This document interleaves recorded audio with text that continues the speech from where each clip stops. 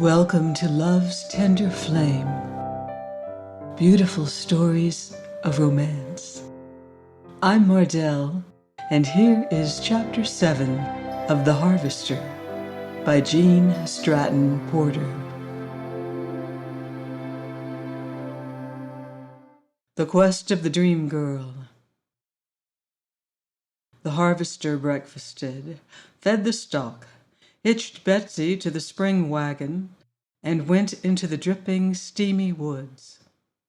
If anyone had asked him that morning concerning his idea of heaven, he never would have dreamed of describing a place of gold-paved streets, crystal pillars, jeweled gates, and thrones of ivory. These things were beyond the man's comprehension, and he would not have admired or felt at home in such magnificence if it had been materialized for him. He would have told you that a floor of last year's brown leaves, studded with myriad flower faces, big bark-encased pillars of 1,000 years, jewels on every bush, shrub, and tree, and tilting thrones on which gaudy birds almost burst themselves to voice the joy of life, while their bright-eyed little mates peered questioningly at him over nest rims. He would have told you that Medicine Woods, on a damp, sunny May morning, was heaven. And he would have added that only one angel, tall and slender with the pink of health on her cheeks and the dew of happiness in her dark eyes, was necessary to enter and establish glory. Everything spoke to him that morning, but the harvester was silent. It had been his habit to talk constantly to Belshazzar, Ajax, his work, even the winds and perfumes. It had been his method of dissipating solitude. But today he had no words, even for these dear friends. He only opened his soul to beauty, and steadily climbed the hill to the crest, and then down the other side to the rich, half-shaded, half-open spaces, where big rough mushrooms sprang in a night similar to the one just past. He could see them awaiting him from afar. He began work with rapid fingers, being careful to break off the heads, but not to pull up the roots. When 4 heaping baskets were filled, he cut heavily leaved branches to spread over them, and started to Onabasha. As usual, Belshazzar rode beside him and questioned the harvester when he politely suggested to Betsy that she make a little haste. "Have you forgotten that mushrooms are perishable?" he asked. "If we don't get these to the city all woodsy and fresh, we can't sell them. I wonder where we can do the best. The hotels pay well. Really, the biggest prices could be had by—" Then the harvester threw back his head and began to laugh, and he laughed and he laughed. A crow on the fence joined him, and a kingfisher heading for Loon Lake, and then Belshazzar caught the infection. "Begorry, the very idea!" cried the harvester. "Heaven helps them that help themselves. Now, you just watch us maneuver for assistance, Belshazzar, old boy. Here we go." Then the laugh began again. It continued all the way to Onabasha and even into the city. The harvester drove through the most prosperous street until he reached the residence district. At the first home he stopped, gave the lines to Belshazzar, and taking a basket of mushrooms, went up the walk and rang the bell. "All groceries should be delivered at the back door," snapped a pert maid before he had time to say a word. The harvester lifted his hat. "Will you kindly tell the lady of the house that I wish to speak with her?" "What name, please?" "I want to show her some fine mushrooms, freshly gathered," he answered. How she did it, the harvester never knew. The first thing he realized was that the door had closed before his face, and the basket had been picked deftly from his fingers and was on the other side. After a short time, the maid returned. "What do you want for them, please?" The last thing on earth the harvester wanted to do was to part with those mushrooms, so he took a long, speculative look down the hall and named a price he thought would be prohibitive. $1 a dozen. How many are there? I count them as I sell them. I do not know. The door closed again.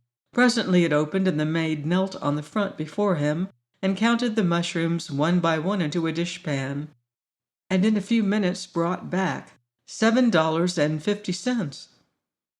The chagrined harvester, feeling like a thief, put the money in his pocket and turned away. I was to tell you, said she, that you are to bring all you have to sell here, and the next time, please go to the kitchen door. Must be fond of mushrooms, said the disgruntled harvester. They are a great delicacy, and there are visitors. The harvester ached to set the girl to one side and walk through the house, but he did not dare, so he returned to the street, whistled to Betsy to come, and went to the next gate. Here he hesitated. Should he risk further snubbing at the door, or go to the back at once? If he did, he only would see a maid. As he stood an instant debating, the door of the house he had just left opened, and the girl ran after him. If you have more, we will take them, she called. The harvester gasped for breath. They have to be used at once, he suggested. She knows that. She wants to treat her friends. Well, she's got enough for a banquet, he said. I usually don't sell more than a dozen or two in one place. I don't see why you can't let her have them if you have more. Oh, perhaps I have orders to fill for regular customers, suggested the harvester. And perhaps you haven't, said the maid. You ought to be ashamed not to let people who are willing to pay your outrageous prices have them. It's regular highway robbery. Possibly. That's the reason I declined to hold up one party twice, said the harvester as he entered the gate and went up the walk to the front door. You should be taught your place, called the maid after him. The harvester again rang the bell. Another maid opened the door, and once more he asked to speak with the lady of the house. As the girl turned, a handsome old woman in cap and morning gown came down the stairs. What have you there? She asked. The harvester lifted the leaves and exposed the musky, crumpled big mushrooms. Oh, she cried in delight. Indeed, yes. We are very fond of them. I will take the basket and divide with my sons. You are sure you have no poisonous ones among them? Quite sure, said the harvester faintly. Well, how much do you want for the basket? They're $1 a dozen. I haven't counted them. Dear me, isn't that rather expensive? It is, very, said the harvester. So expensive that most people don't think of taking over a dozen. They are large and very rich, so they go a long way. I suppose you have to spend a great deal of time hunting them. It does seem expensive, but they are fresh, and the boys are so fond of them. I'm not often extravagant. I'll just take the lot. Sarah, bring a pan. Again the harvester stood and watched an entire basket counted over and carried away, and he felt the robber he had been called as he took the money. At the next house he had learned a lesson.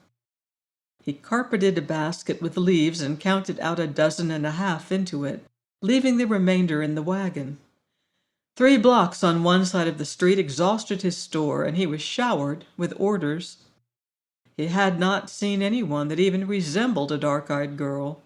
As he came from the last house, a big red motor shot past and then suddenly slowed and backed beside his wagon. What in the name of sense are you doing? Demanded Dr. Carey. Invading the residence district of Onabasha, said the harvester. Madam, would you like some nice fresh country mushrooms? I guarantee there are no poisonous ones among them, and they were gathered this morning. Considering their rarity and the difficult work of collecting, they are exceedingly low at my price. I am offering these for $5 a dozen, madam, and for mercy's sake don't take them, or I'll have no excuse to go to the next house. The doctor stared, then understood and began to laugh.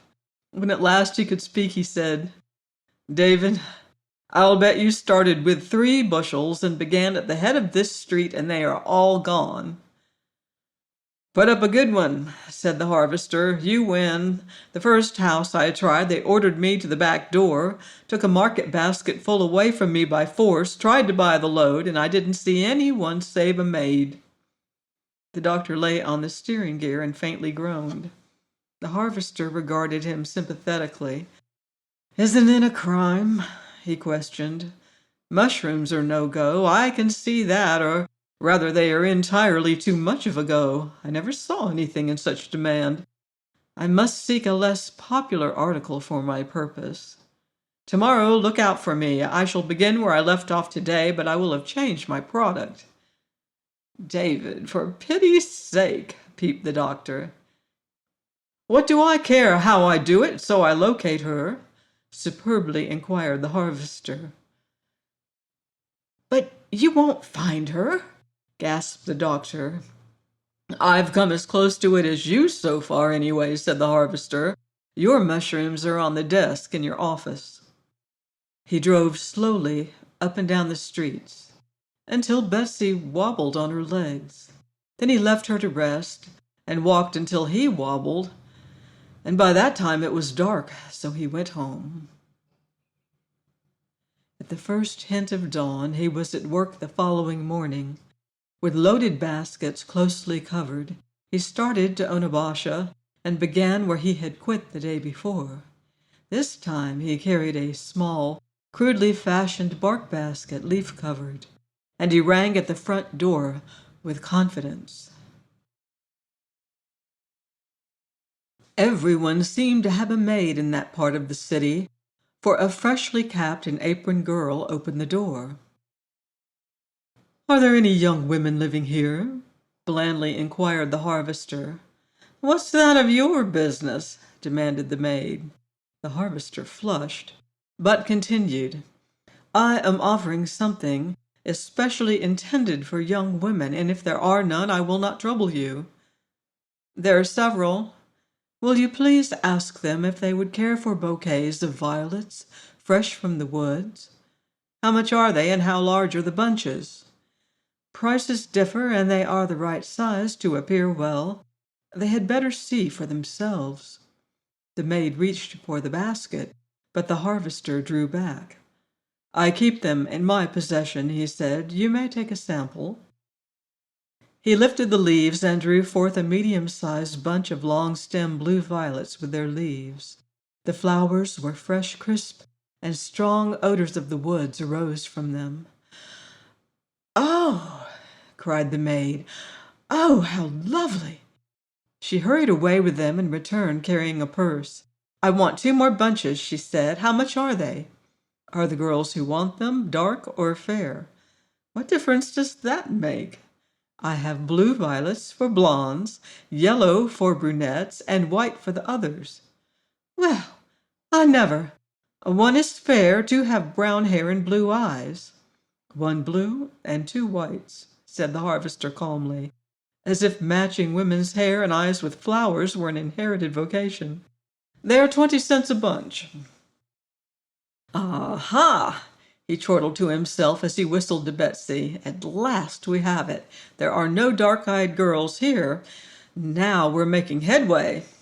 Down the street he went with varying fortune, but with patience and persistence at every house. He at last managed to learn whether there was a dark-eyed girl. There did not seem to be many. Long before his store of yellow violets was gone, the last blue and white had disappeared. But he calmly went on, asking for dark-eyed girls, explaining that all the blue and white were taken because fair women were most numerous. At one house the owner, who reminded the harvester of his mother, came to the door. He uncovered, and in his suavest tones inquired if a brunette young woman lived there and if she would like a nosegay of yellow violets. "Well, bless my soul!" cried she. "What is this world coming to? Do you mean to tell me that there are now able-bodied men offering at our doors flowers to match our girls' complexions?" "Yes, madam, and also selling them as fast as he can show them at prices that make a profit very well worthwhile. I had an equal number of blue and white, but I see the dark girls are very much in the minority. The others were gone long ago, and I now have flowers to offer brunettes only. Well, forevermore. And you don't call that fiddling business for a big, healthy young man? The harvester's gay laugh was infectious. I do not, he said. I have to start as soon as I can see, tramp long distances in wet woods, and gather the violets on my knees, make them into bunches, and bring them here in water to keep them fresh. I have another occupation. I only kill time on these, but I would be ashamed to tell you what I have gotten for them this morning. I'm glad to hear it, said the woman. Shame in some form is the sign of grace. I have no use for a human being without a generous supply of it. There is a very beautiful, dark-eyed girl in the house, and I will take 2 bunches for her. How much are they? I have only 3 remaining, said the harvester. Would you like to allow her to make her own selection? When I'm giving things, I usually take my choice. I want that and that one. As my stock is so nearly out, I'll make the 2 for 20, said the harvester. Won't you accept the last one from me? Because you remind me just a little of my mother. I will indeed, said she. Thank you very much. I shall love to have them as dearly as any of the girls. I used to gather them when I was a child, but I almost never see the blue ones any more, and I don't know as I ever expected to see a yellow violet again as long as I live. Where did you get them? In my woods, said the harvester. You see, I grow several members of the Viola pendata family, bird's foot, snake, and wood violet, and 3 of the odorata, English, marsh, and sweet, for our big drug houses. They use the flowers in making delicate tests for acids and alkalis.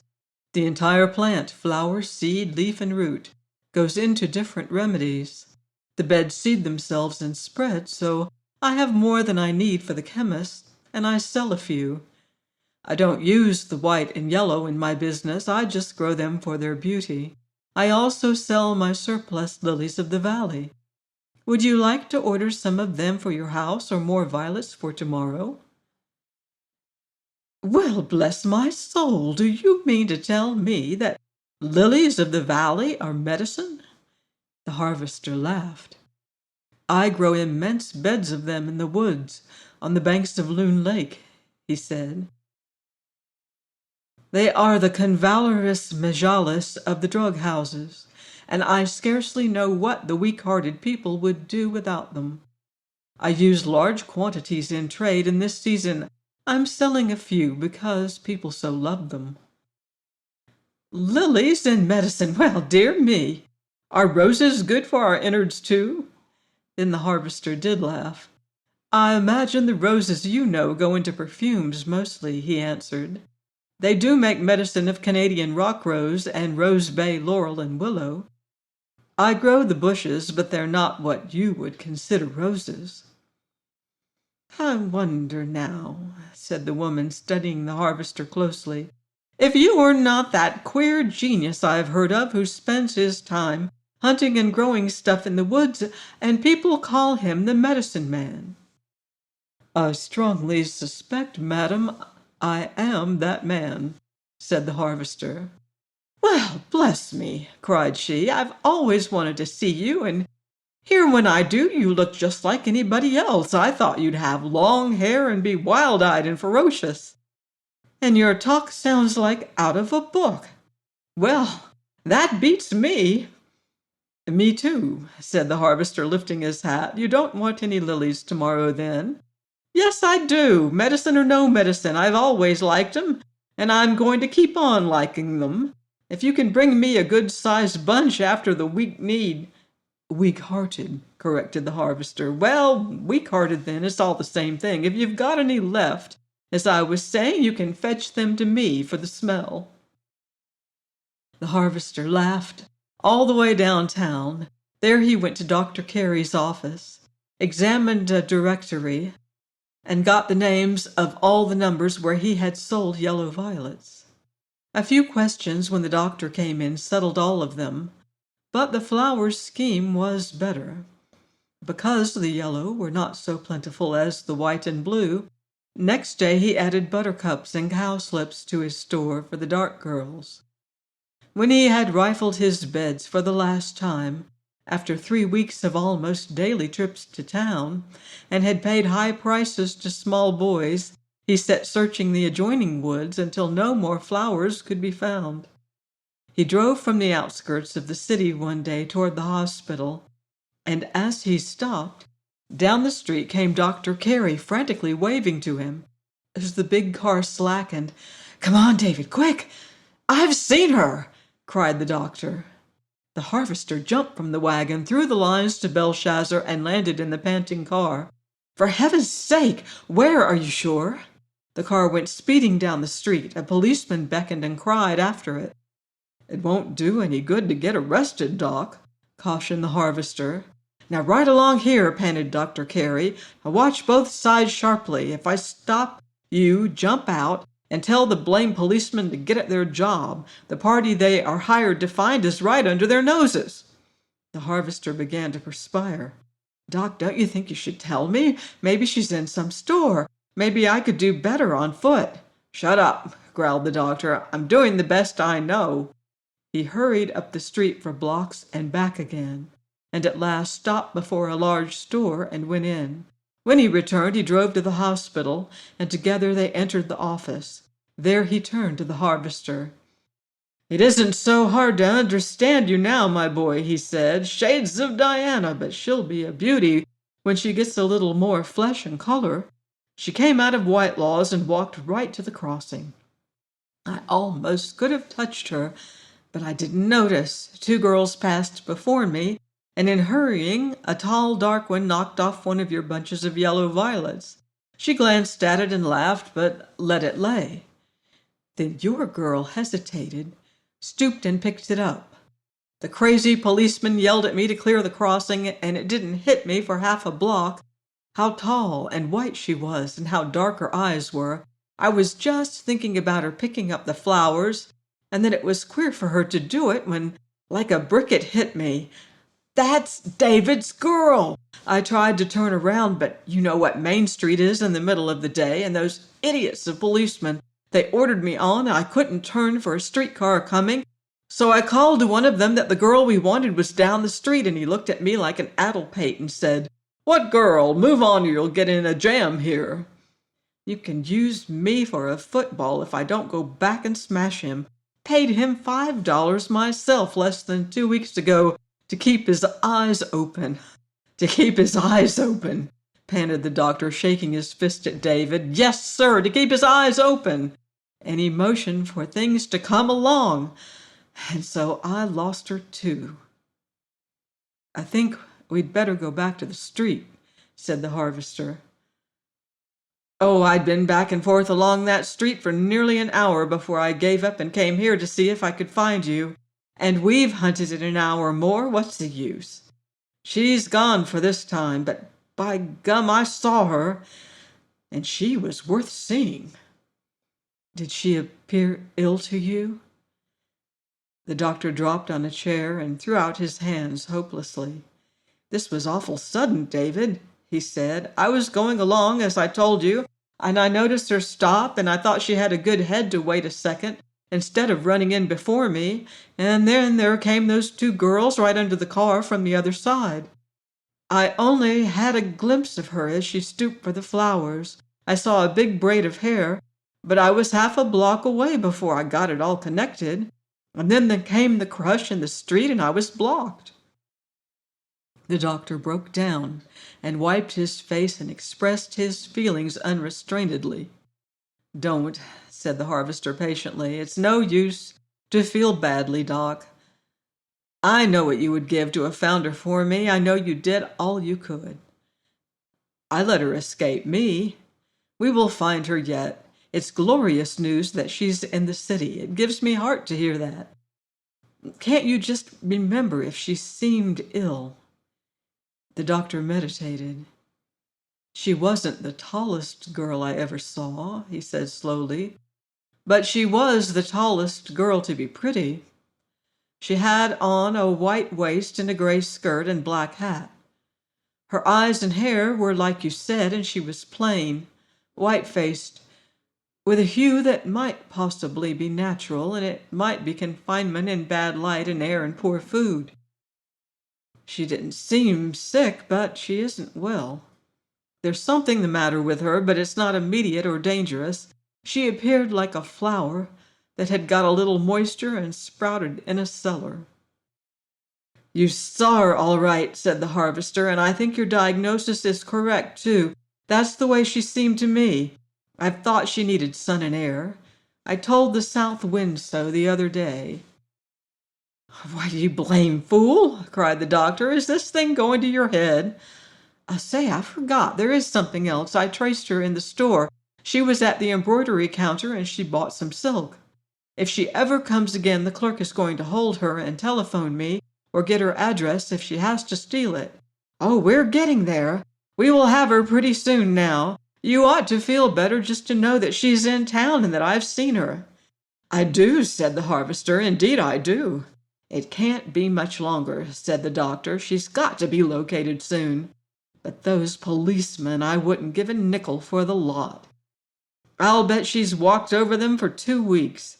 If I were you, I'd discharge the bunch. They'd be peacefully asleep if she passed them. If they'd let me alone, I'd have had her. I could have turned around easily. I've been in dozens of closer places. Don't worry. This can't last much longer. She's of and in the city, or she wouldn't have picked up the flowers. Doc, are you sure they were mine? Yes, half the girls have been tricked out in yours the past 2 weeks. I can spot them as far as I can see. Dear Lord, that's getting close, said the harvester intensely. Seems as if the violets would tell her. Now cut out flowers talking and the south wind, ordered the doctor. This is business. The violets prove something all right, though. If she was in the country, she could gather plenty herself. She's working at sewing in some room in town, either over a store or in a house. If she hadn't been starved for flowers, she never would have stopped for them on the street. I could see just a flash of hesitation, but she wanted them too much.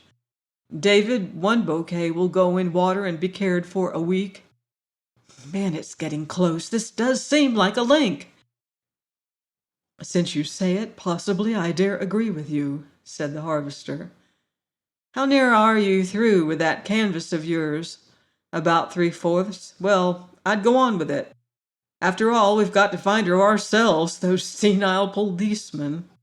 I am going on with it. You needn't worry about that. But I've got to change to other flowers. I've stripped the violet beds.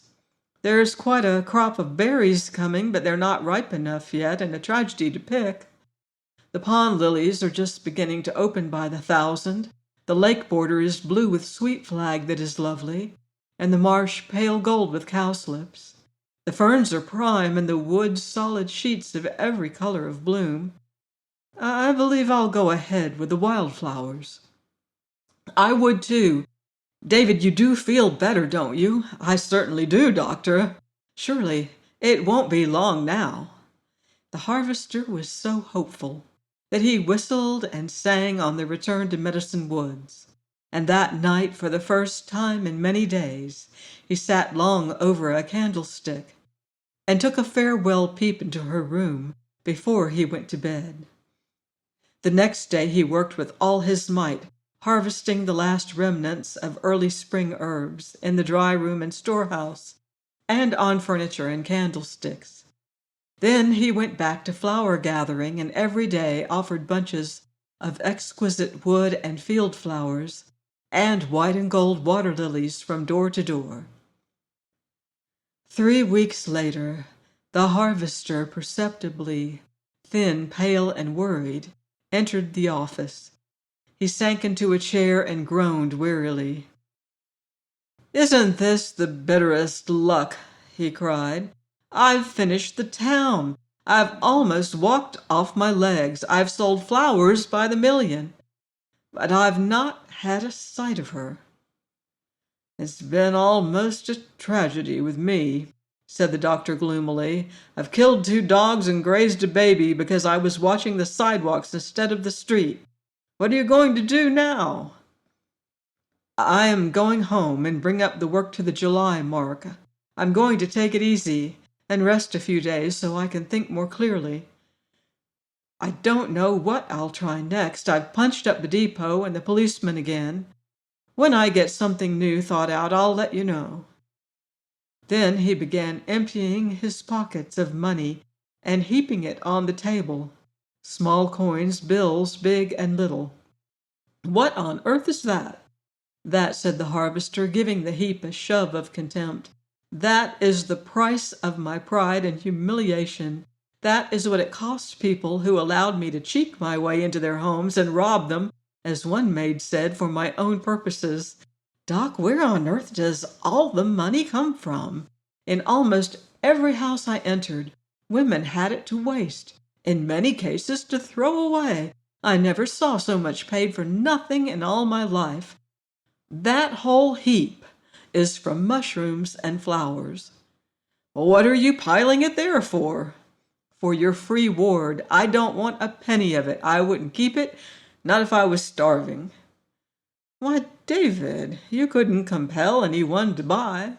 You offered something they wanted and they paid you what you asked." "Yes, and to keep them from buying and to make the stuff go farther, I named prices to shame a shark. When I think of that mushroom deal, I can feel my face burn. I've made the search I wanted to, and I'm satisfied that I can't find her that way. I have kept up my work at home between times. I'm not out anything but my time, and it isn't fair to plunder the city to pay that. Take the cussed money and put it where I'll never see or hear of it. Do anything you please except ask me ever to profit by a cent. When I wash my hands after touching it for the last time, maybe I'll feel better." "You're a fanatic. If getting rid of that is being a fanatic, I'm proud of the title. You can't imagine what I've been through." "Can't I, though?"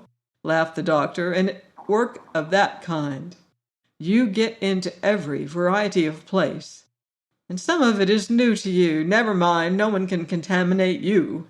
It is the law that only a man can degrade himself. Knowing things will not harm you. Doing them is a different matter. What you know will be a protection. What you do ruins if it is wrong.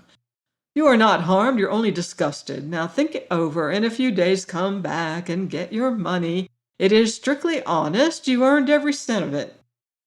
If you ever speak of it again or force it on me, I'll take it home and throw it into the lake." He went after Betsy and slowly drove to Medicine Woods. Belshazzar, on the seat beside him, recognized a silent, disappointed master and whimpered as he rubbed the harvester's shoulder to attract his attention. "This is tough luck, old boy," said the harvester. "I had such hopes, and I worked so hard. I suffered in the flesh for every hour of it, and I failed. Oh, but I hate the word. If I knew where she is right now, Belle, I'd give everything I've got. But there's no use to wail and get sorry for myself. That's against the law of common decency. I'll take a swim, sleep it off, straighten up the herbs a little, and go at it again, old fellow. That's a man's way. She's somewhere, and she's got to be found, no matter what it costs." Join me next week on Love's Tender Flame for another romantic chapter of The Harvester. Until then, love deeply and live beautifully.